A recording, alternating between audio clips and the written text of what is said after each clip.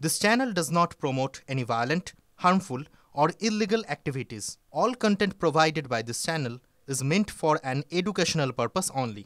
বালি পাচারকারীর ব্যবসায়ীদের কাছে ভূস্বর্গ তৈরি হয়েছিল দক্ষিণ দিনাজপুর জেলা, কারণ এই জেলায় বালিচরের এখন পর্যন্ত লিজ দেওয়া হয়নি।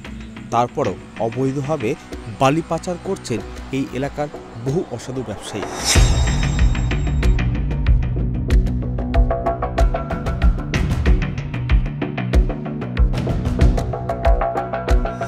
যদিও বিজেপির রাজ্য সভাপতি সুকান্ত মজুমদারের অভিযোগ, এই বালি পাচার চক্রে তৃণমূলরা জড়িত রয়েছে, কারণ তৃণমূল কাটমানি পেলে পরে ডিএম অফিসও বিক্রি করে দিতে পারে। তৃণমূল নেতাদেরকে পয়সা দিলে পরে আপনি বালি চোরদের বালি কি নদী চুর বিক্রি করে দিতে পারবেন যদি উপযুক্ত পরিমাণ পয়সা। তৃণমূলের ভ্যালো করি মাকতের পলিসি, আপনি যদি উপযুক্ত পরিমাণ টাকা দেন তাহলে ডিএম অফিসটাও বিক্রি হতে পারে তৃণমূলকে টাকা দিয়ে। এদিকে দক্ষিণ দিনাজপুর জেলা প্রশাসনের পক্ষ থেকে জানানো হচ্ছে, বালি পাচার রুখতে নিয়মিত অভিযান চলছে, পাশাপাশি যেসব বালি চর রয়েছে তার লিজ দেওয়ার সব রকম ব্যবস্থা করা হচ্ছে। খুব দ্রুত এই লিজ দেওয়ার প্রক্রিয়া শেষ হবে। শাসক দল তৃণমূলের এরা প্রত্যক্ষ মদতে এরা কাজ করছে। কমপ্লেনও হয়েছে, কমপ্লেনও কপি আমার কাছে আছে এবং তার ছবি ভিডিও সম্পূর্ণ আছে। এদের বিরুদ্ধে অবিলম্বে যদি কঠোর অ্যাকশন না নেওয়া হয় জেলা প্রশাসনের তরফ থেকে, তাহলে ভারতীয় জনতা পার্টি পুরো আন্দোলনে নামবে। কেননা ওই এলাকায় যেভাবে নদী ভাঙন সৃষ্টি হচ্ছে, তাতে আগামী দিনে আর বন্যা থেকে শুরু করে বিভিন্নভাবে সমস্যায় ওই এলাকার মানুষ করবে। কিছু অসাধু ব্যবসায়ী আছে যে তারা ওই কুমিরের ছানার মতন দেখিয়ে তারা ব্যবসা করা শুরু করলো। এগুলোর বিরুদ্ধে প্রশাসনের নজরে আছে, পুলিশের নজরে আছে।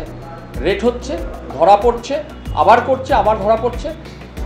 এ ব্যাপারে রাজ্য সরকারের বিএলআরও দপ্তর বা ভূমি সংস্কার দপ্তর প্রচণ্ডভাবে সচেতন রয়েছে। রেট হচ্ছে, ধরা পড়ছে, কেস হচ্ছে, ফাইন হচ্ছে, রয়্যালটি আদায় হচ্ছে, এই হচ্ছে ব্যাপার। সুতরাং যেটা বলতে চাইছে বা বলেছেন সভাপতি সাহেব, তিনি বিজেপির, তিনি অসত্য কথা ক্যামেরার সামনে দাঁড়িয়ে বলেছেন। অ্যাকচুয়ালি অবৈধভাবে বালি নিয়ে যাচ্ছিল, এদের কাছে কোনো চালান ছিল না।